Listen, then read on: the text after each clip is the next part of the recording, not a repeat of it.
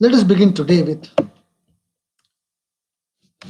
how I.A. Richards is discussing, how I.A. Richards is pointing out about science as we have seen it in earlier lectures also, that science is nothing but organization of references. And there are certain motivational forces for science. All the passions, all the instincts, all the human needs, desires, they supply as a they supply the motive force for science. And every human activity require undistorted references.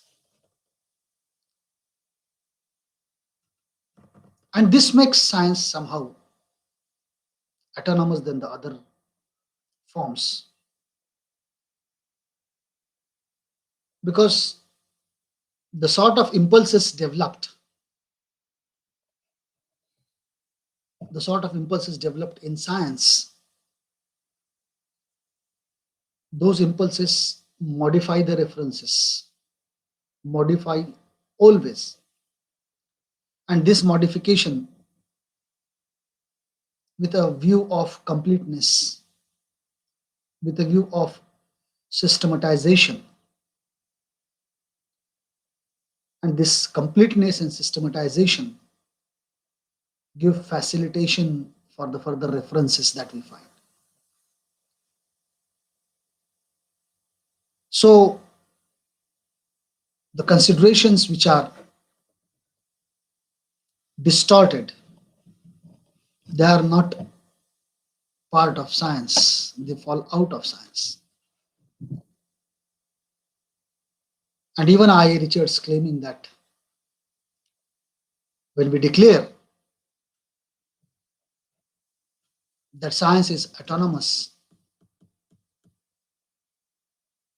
this autonomous nature of science is different from subordinating all of our other activities. That any undistorted references you will find out anywhere. Richard says that we have to assert it that it is nothing but a science. And there are innumerable human activities, innumerable things which requires undistorted references. And those activities, if you want to be satisfied with those activities, you need to have undistorted references for this. So, not all the activities. Here it is very important for us that here from this we have to understand certain behavioral approach of human.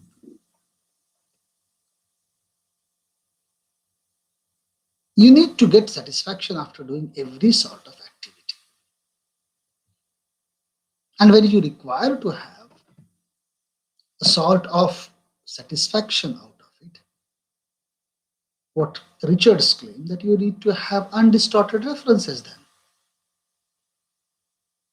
And if those if the references are distorted, then that is not to be called as references, that is not to be called as science. Now, not all the activities that we are doing have undistorted references. Sometimes some references are distorted for the sake of that particular activity.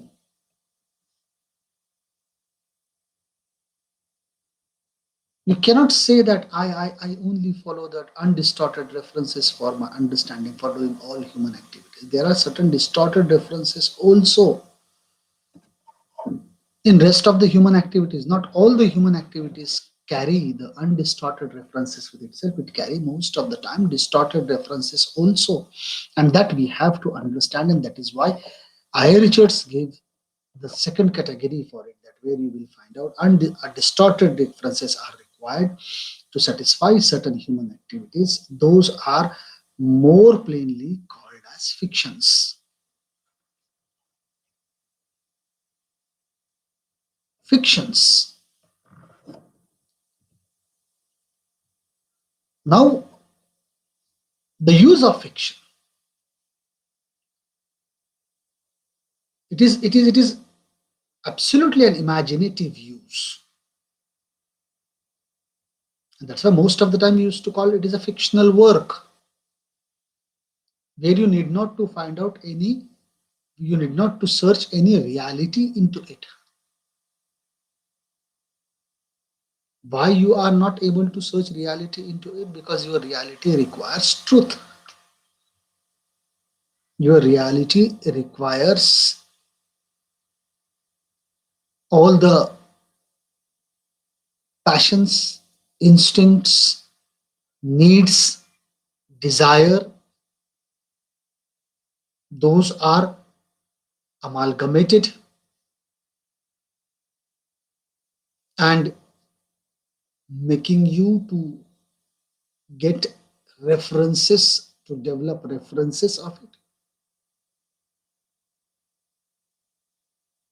But when you are trying to make it as a fictional work, you are getting away from all those things. Now, if I say that when you are, if you go to the very interesting book by Sigmund Freud, Interpretations of Dream, certain things which you see as a dream, certain things which are part of our dream, certain things which are related with our dream, those things are not at all having any sort of references with it. How will you find out reference for the dream? You don't find any references for the dream, but still you want to have dreams. And if you don't have any dream, which is a basic thing to be differentiated between human and animals, you can do anything in your dream. You can have any, and then these dreams also gives you a sort of satisfaction. So you cannot say that this human activity is not giving me a satisfaction. You cannot apply science to it. So to use fiction, now it is not at all what I. Richards is trying to say, that we are not hoodwinking ourselves out of it. We are not hoodwinking that as it is not having any references. So we are saying that okay, this is going to be in fiction.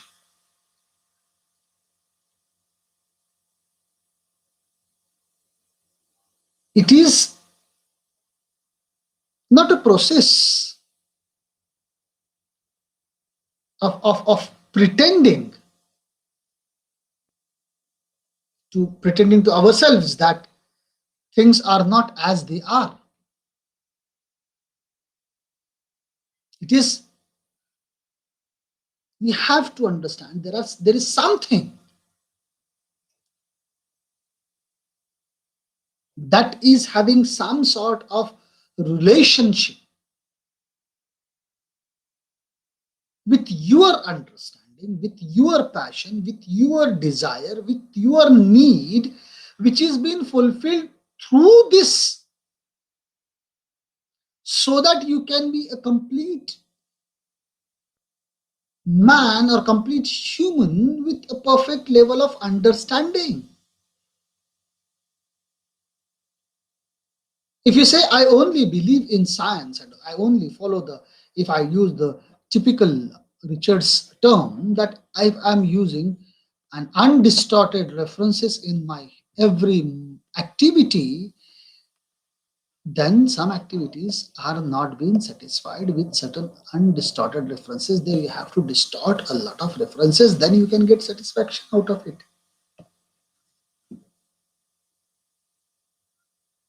As I said you earlier also, as I pointed out earlier also,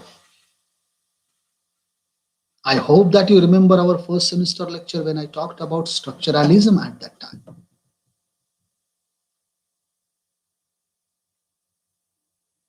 If you see very carefully, the whole setup of your mind, which is again, I'm pointing out and putting it on record that this is not an anatomical or neurological analysis of mind.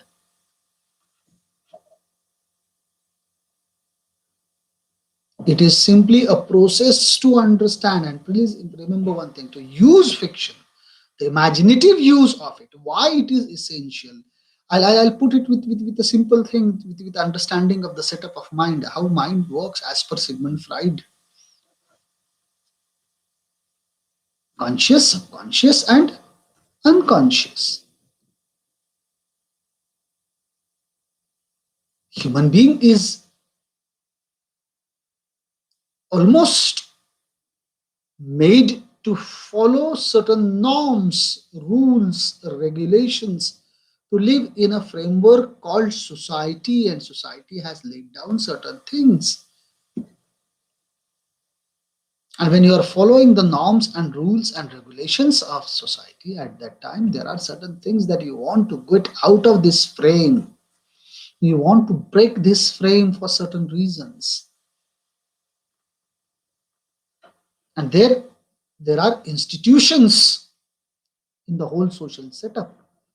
Those institutions make you or aware you with the fact that you are not allowed to do these things during these particular times. There are various institutions. If you go with the sociological perspective, you'll find out the names of the institutions available there. But if you see very carefully, your conscious mind always working as a sensor board, which is restricting that, okay, this is not allowed to do in a civilized society. Please remove this, and rest of the thing you can do. Now, this process is so fast that we cannot able to dissect it, analyze it, forget it.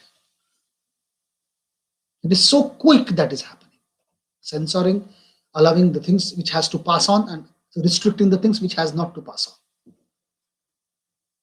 Now, the things which are not to pass on, the things which are pass on carry the undistorted references, having undistorted references, and that's why you are carrying out all those things. Undistorted references, in a sense that, as I try to make it very simple to you, that there is a social framework, political framework, cultural framework. There are rules and regulations of a civilized society. And you are following the norms of that civilized society. So there are a set of references available constantly, and your conscious mind is always making you to follow that thing continuously. But what happens with those things which are not allowed to pass on? Those things are always in subconscious mind. And those things which are stored in subconscious mind, those things are always making you to be getting controlled and balanced in your understanding and behavior. That is also important. So those things are not at all part of your referential work. It is not having any sort of references. Although it is having references, the references are distorted.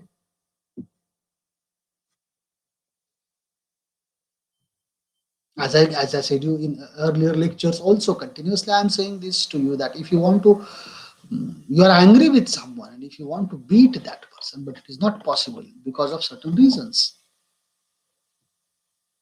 If you are angry over someone, you are not able to reply, you are not able to show your anger, you don't have any way to show your anger. When you sleep at that night, the subconscious mind, which take the control of your whole behavior of body, those subconscious mind allow you to follow that particular things in your sleep when you are sleeping in the form of dreams. You are creating, you are fighting against that, you are beating that person to whom you feel angry when you are awakened. When you are in conscious mind, you are not able to take any revenge, but now in your dreams you are taking revenge of that particular person.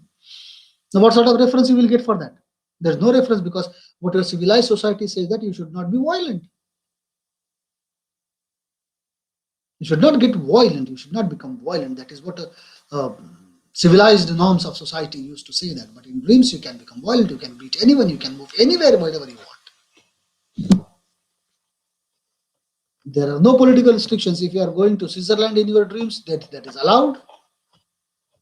Nobody is asking for your visa. Nobody is asking for your ticket to the plane. You are traveling in a plane. You are traveling by car. Anywhere you are reaching there without any sort of references. Now this gives you satisfaction. This gives you a sort of relaxation of your anger, your uh, desire that I am not able to fulfill that my desire that I want to go there.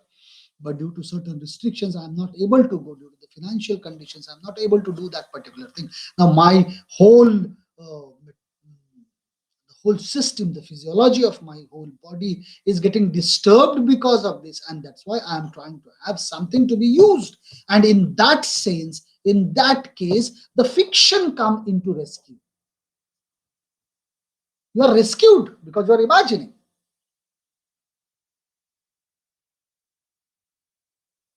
And it is almost a process.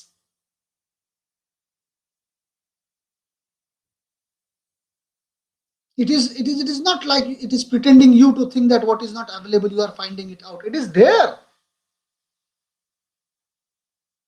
And that's why Richards pointed out that it is not a process of pretending to ourselves that things are not as they are.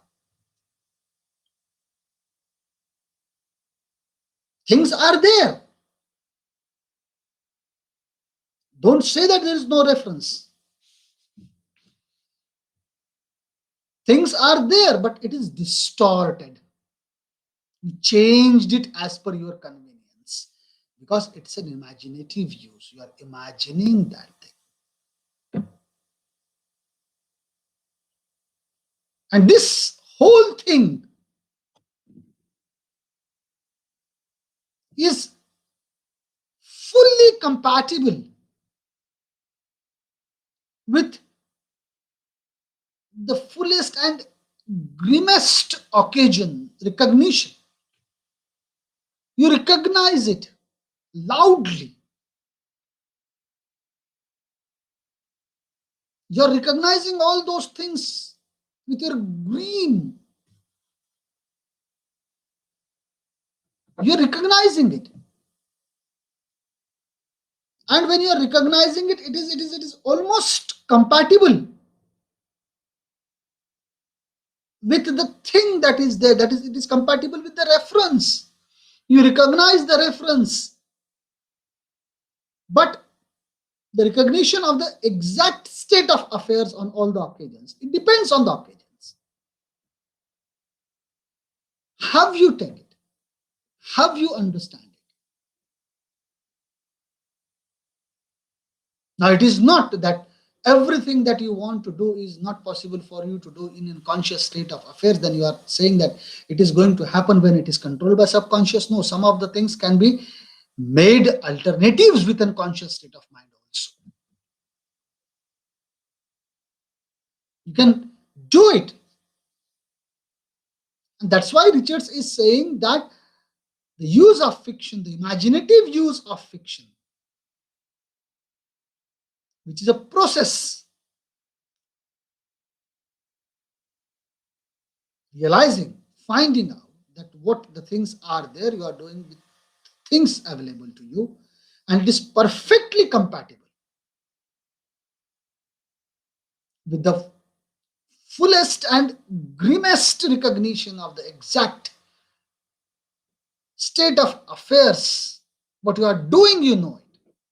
You recognize it why you are doing it. You know the things why you are doing it. It is not like that when you are using a fictional thing, when you are using an imaginative thing, doesn't mean that you don't know anything because it is imaginative. No. When you are talking of certain imaginative things, when you're talking of certain imagination, you know it at first, and then you are then you are including, then you are making a process to enter into it with a full and grimmest recognition of all the status of affair, that what exactly you are doing, you know it, you recognize it. So we cannot say that we don't recognize the things, we don't know the things.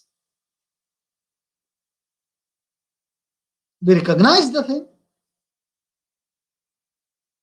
and then after recognizing the thing, we do it with the fullest,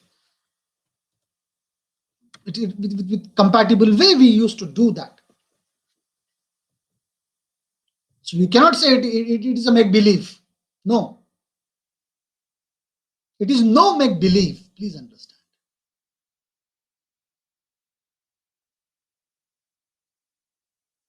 What you are doing is known to you, it is not unknown to you. Please understand this. And that's why it is no make believe. But sometimes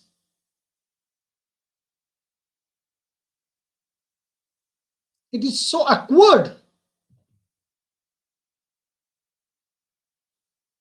to have certain references which or our attitude, our references or our attitude entangled with certain examples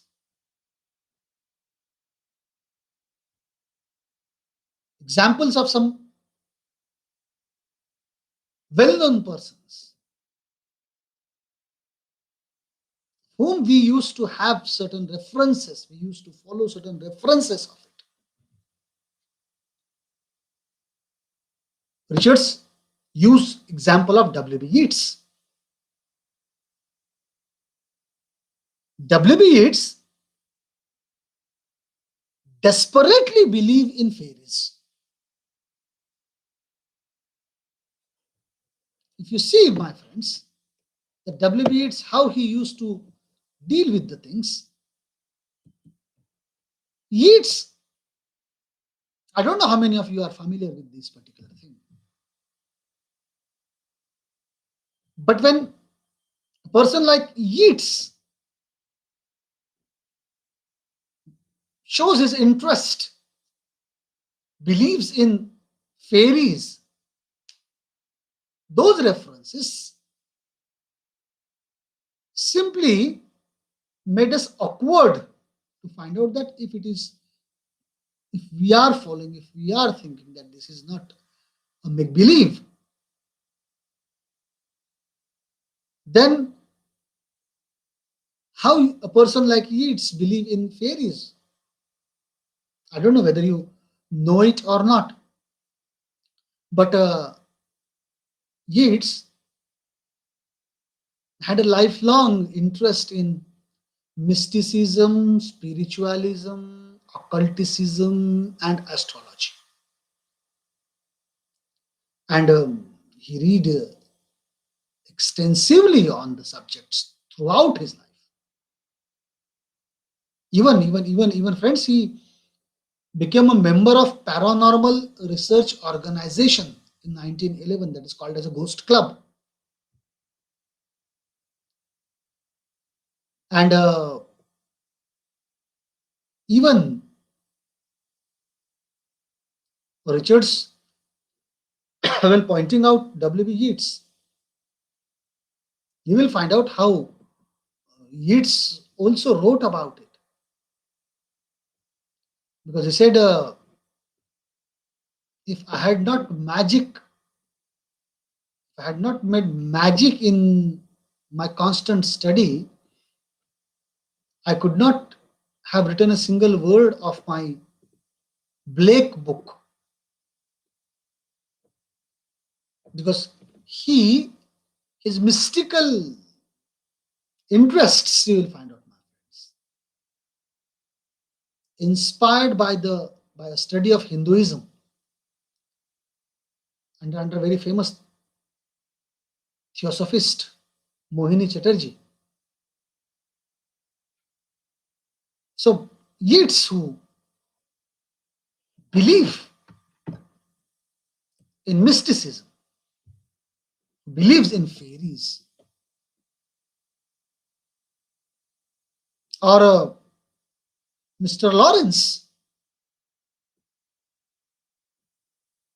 impunging the validity of solar physics,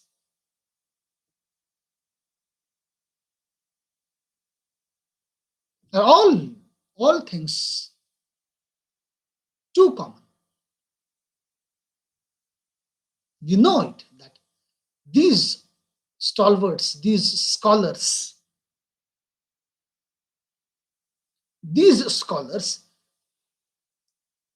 follow certain things, and those ready references for us always make us confused that whether to think that imaginative use of fiction or fiction has to treat as one of the most important aspect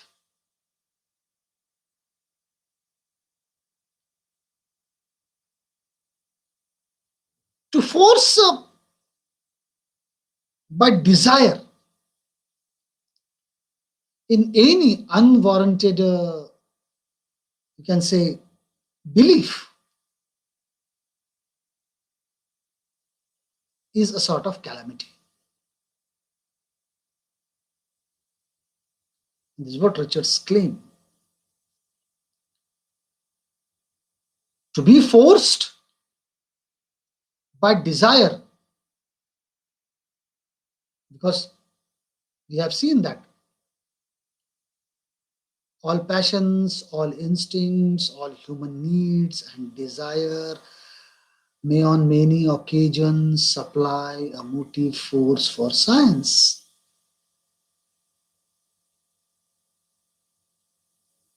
These are the motive force for science. Again, with the auxiliary word called may. Probability. And any forced desire. This is what Richards is arguing. Any forced desire into any unwarranted belief, to be forced by desire into an unwarranted belief, the belief which you don't warrant, which you don't consider, which you don't follow, but you are forced by desire, is a sort of calamity. Yeats is not forced by desire into his unwarrantable belief. He is having a belief on certain things, and that's why if you go back a couple of days lecture and you find out that there is a difference between science and religion, that is what Richards has mentioned. Richards has already pointed out that there is a difference between science and religion because certain impulses, certain reason that belief element present, and a principle that religion is almost making us to find out that there are certain belief elements,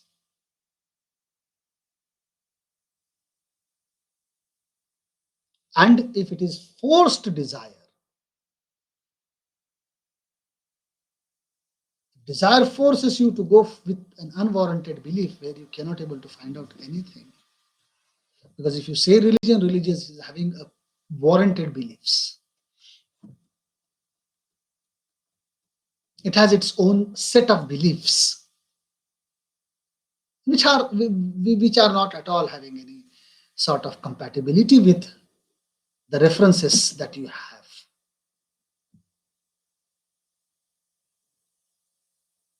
But you will find out that if you are entering into an unwarranted belief due to your desired force, then it is going to be a calamity, it is going to be destruction.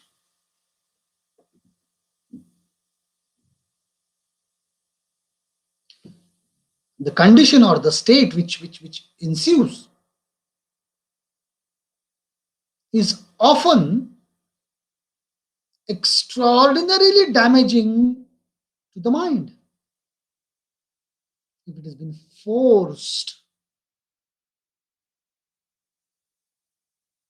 this forced desire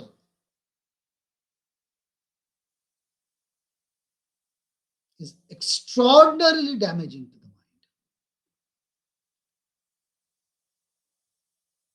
And what Richard says, that this is common misuse of fictions. That it is forced to have a belief, should have a unwarranted belief on certain things. It is common misuse of fictions. And this common misuse of fiction, it usually, because it is expected that this common misuse of fiction should not blind us to their immense services provided. Because, as I said, you are getting a sort of relief. You are getting a sort of relaxation.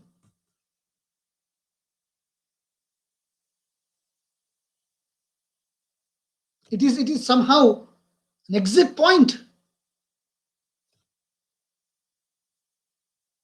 So Richards is saying that this common misuse, this is actually a misuse of fiction. Because if it is a forced desire into an unwarranted belief, he is saying it is a calamity. But there are certain things in fictions which makes you to believe this.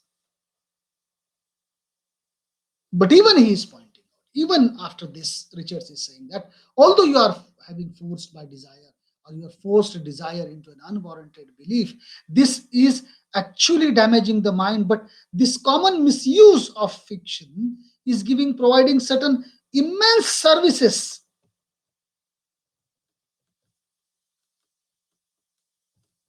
But with one particular understanding that Richards is elaborating. What is this one understanding Richards is elaborating? Richards is saying that this common misuse of fiction, which should not blind us to the immense services provided, we do not take them for what they are not.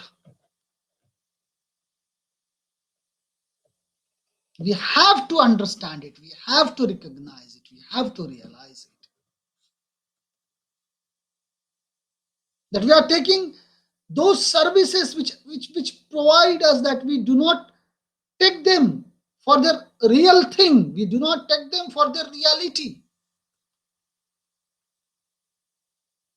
It is almost most of the time happens with us that what exactly, that's how, again I'll go back to Aristotelian notion of understanding the things. And that's why when he said, I am not saying that God should enter into it, but he is accepting the interference of God into giving its verdict for certain tragedies. He's accepting it. He's not denying or declining it.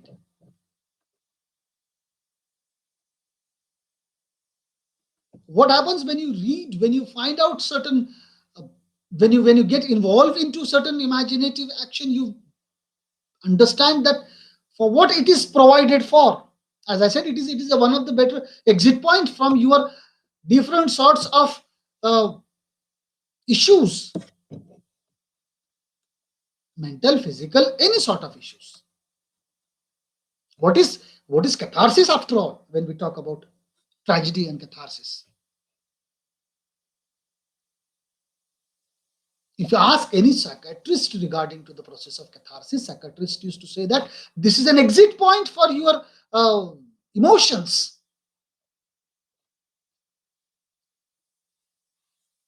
Why it is said that if somebody dies and if the person is not crying, people used to make them to cry.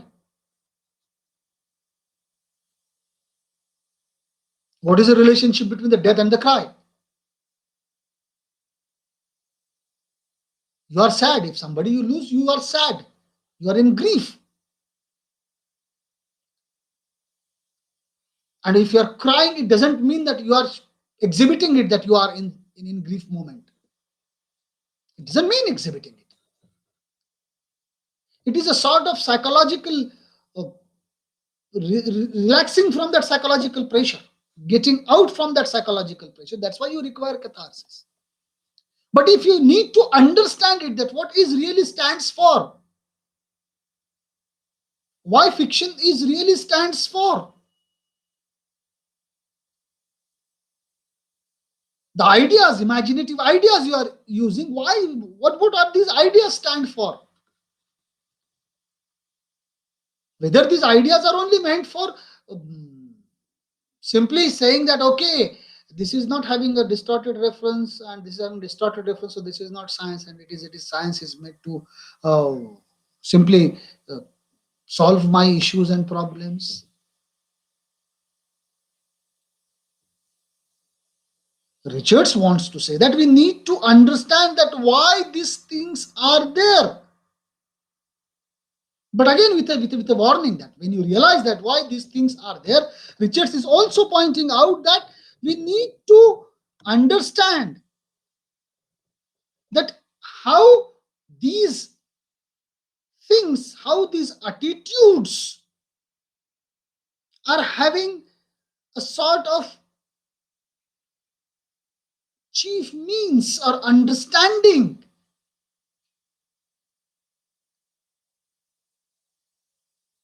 Your attitude, how it correlates with your actual life, the imaginative things which you did. It may be adjusted into the material of long drawn delirium.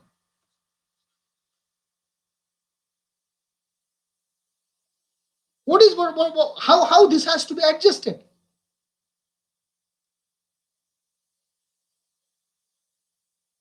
There is a sort of delirium, material of delirium. What is this material? If you see, Richards gave a footnote for that. What it exactly mean by delirium in his essay. But in that footnote, he used Charles Gardner's quotation from his book called Vision and Vesture. Charles Gardner's book, Vision and Vesture, Vesture. Because this is, you need to understand that how it has been adjusted, because when the revelation doctrines, this is what Charles Gardner says, pointed out, quoted.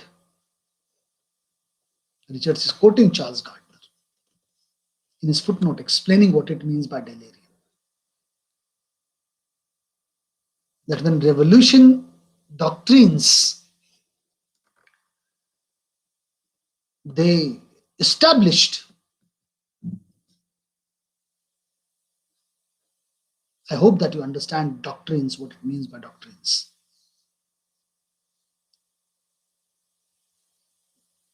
Once they established the revelation doctrines, they are coming from outside force, metaphysical force.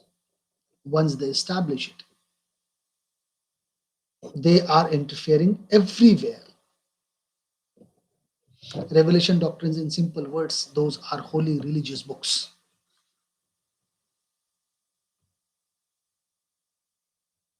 Once they are established, they are interfering everywhere. They serve as a kind of a omnipotence major premise justifying any and every conclusion.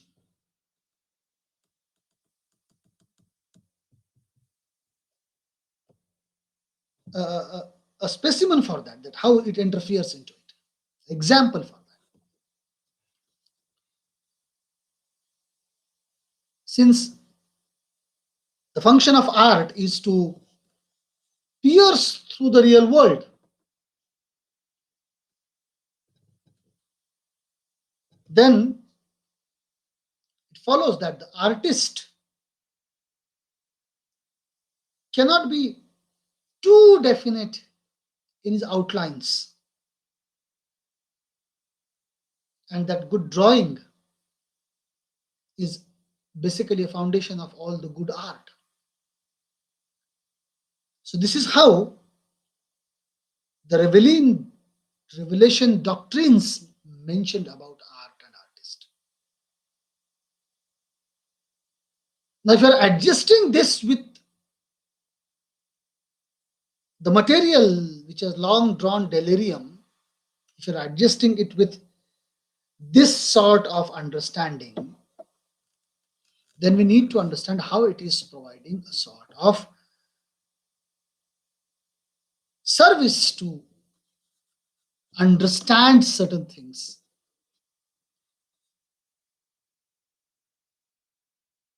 And Richards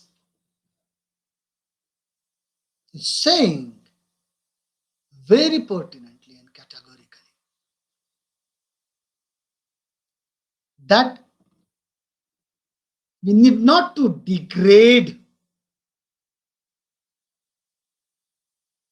the use of fiction up to this level that it should interfere into all sectors of your understanding. It has got its own space, it has got its own, you can say, place. You should not say that this is simply giving you all sorts of conclusions, all sorts of understanding.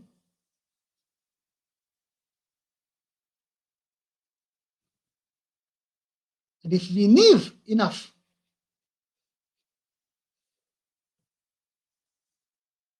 it might be possible that all necessary attitudes could be obtained through scientific references alone. Because if you knew it, that if you want to get everything, you need to have a scientific references. If you are feeling like this, since he says that we do not know yet whether all the things are getting scientific references or not, we cannot claim it directly that, okay, whatever activities we are doing are following all those scientific references. We have to follow this remote possibility, which is once recognized alone, that yes, there are certain imaginative views, there are certain imaginative world, there are certain fictional world.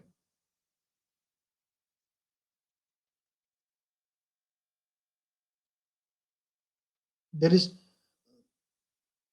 no scientific reference for finding out whether fairies are there or not.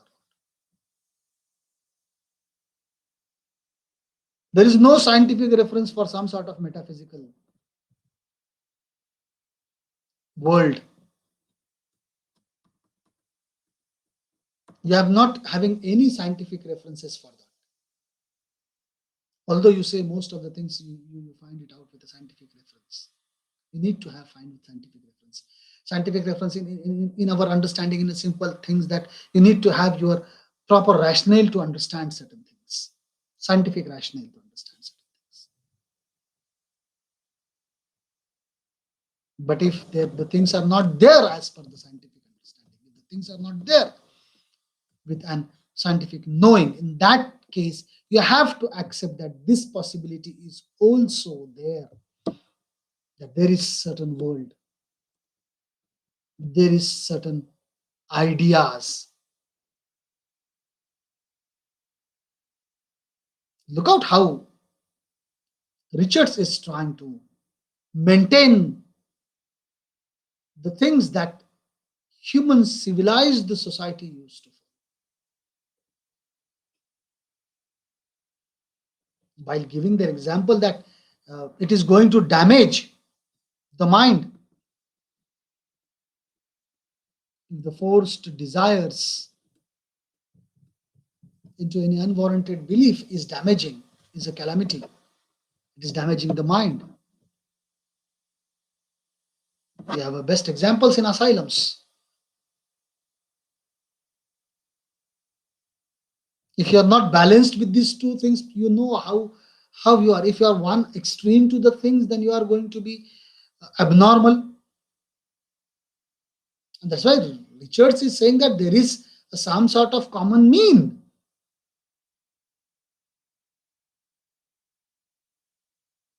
You know it, that you require a scientific reference for that. But there is a common need to understand that they are not possible to have all the references available all the time, so that you have to understand there is a remote possibility that if it is not there, then it is going to be fall in this particular category, then and then it is possible for you to have a balanced understanding in the civilized society, balanced understanding. And that's why imaginative world,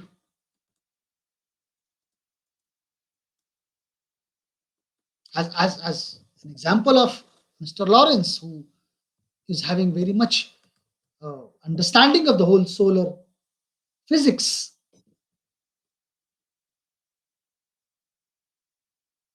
or Yeats, who is complete understanding and completely involved into mysticism.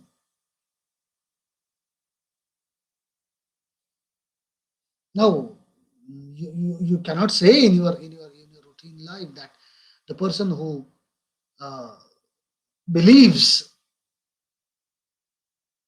in um, religion is not having scientific rationale. He's having his own belief, because where he doesn't find any sort of solution into this particular scientific rationale, then he moved towards this belief. So both the things are there, scientific use and imaginative use, because both the things are helping the mind to develop. Both the things are there which are making the mind to understand every matter.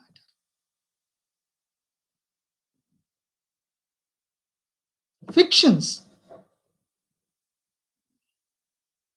whether aroused by statements or by any analogous things in other arts, they have to be used in many ways. There are many ways to use it.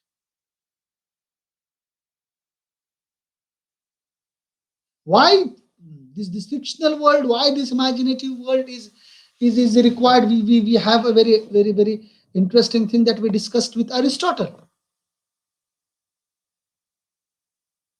Aristotle pointed out that why you require all those things to be part of your life, why those things are need to be with you always.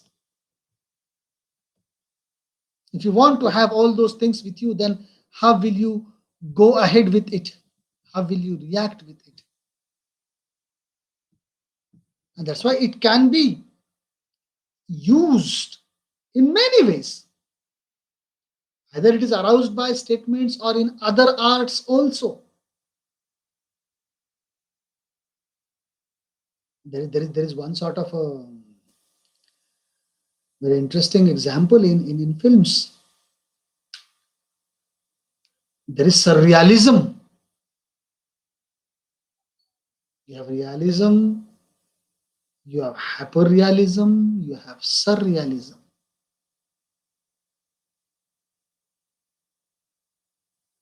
Surrealism is beyond the things. And that's why you need to understand that how this surrealism, how this realism is giving you a sort of understanding of everything. Understanding of surrealism, which is more or above than real. It is more than real. The things which are not possible to take place in your real life, that is going beyond our real life. That is called as surreal. Surreal. And that's why these many ways of expression, the art of expressing the things. Fiction is part of all these things, and you may find out most of the time that fiction is used to deceive, because you are deceived with certain ideas. The fictional world is so beautiful that you will not find this beauty in your real world. The fictional world is having some enormous thing that you don't find it in your real life, in your real world. It is going beyond real. And that's why it is called as surreal. Going beyond real. And that's why most of the time Richards used to say that it is used to deceive. And that's why it is most of the time difficult to understand any work of art. Because what you understood out of it may not have the same meaning. That's why it is difficult to understand the work of art. And that's why he's saying that fictions, whether aroused by statements or by analogous things in other arts, may be used in many ways, and they may be used to deceive. Now, this deception